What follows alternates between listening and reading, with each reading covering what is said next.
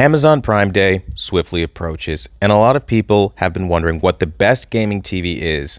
I'll tell you guys in under 30 seconds. It's the Hisense UHG for a non-OLED display, the LG C1 for an OLED display / Xbox gamer, PC gamer, or if you're a PlayStation gamer, the A80J.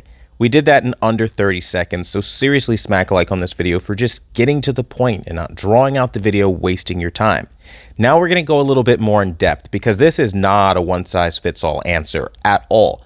Almost every video that I've seen about this topic just kind of addresses it very broadly, like, hey, buy this because it has VRR and 120 FPS, and they'll go through all the gimmicky, trendy things happening right now. And sure, that's the popular answer, and you won't lose any followers for it. In fact, people will follow you because you're following the status quo.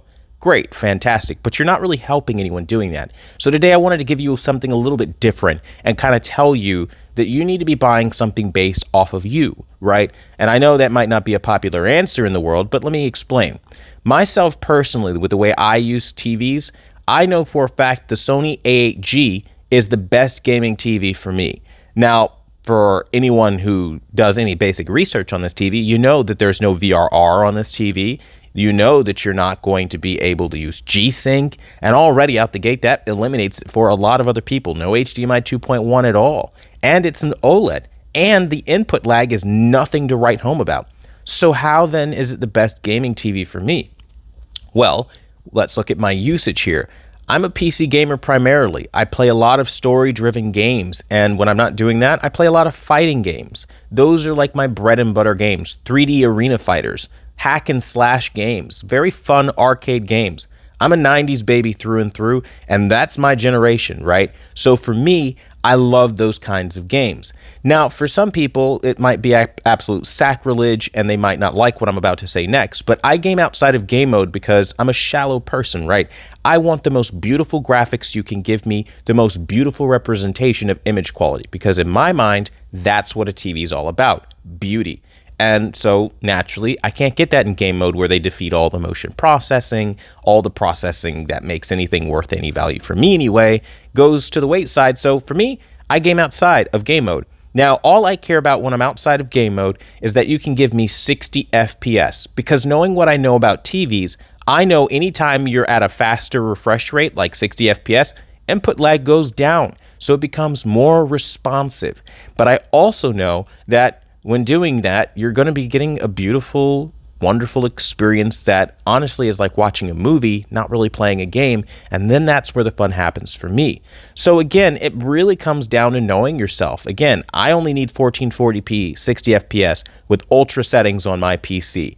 I don't need 4K or any of that other stuff because I can just upscale to 4K from the TV. You see what I mean? That little solution right there that I created was after studying and analyzing the way I do some video games. And I think if you do that for yourself, you're going to walk away with a better answer.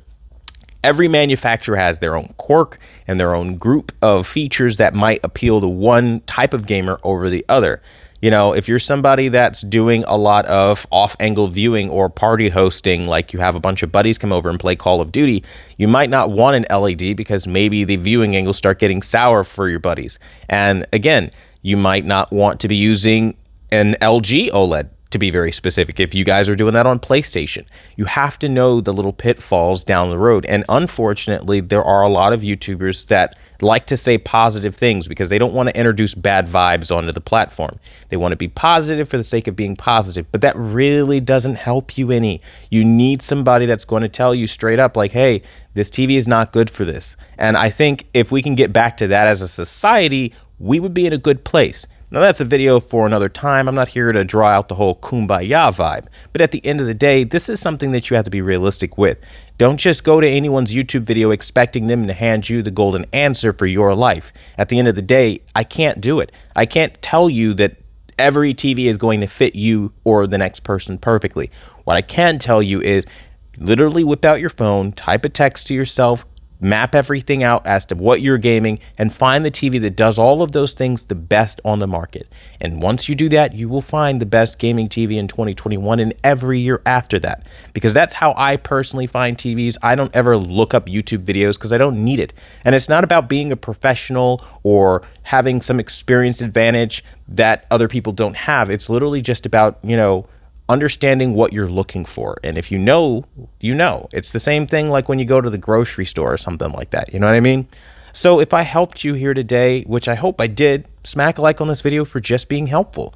Now, that being said, I want to thank you guys so much for watching the #1 brand in honesty. And if you have an additional question or so, ask it down below and I'll do what I can to help you find the right TV for you.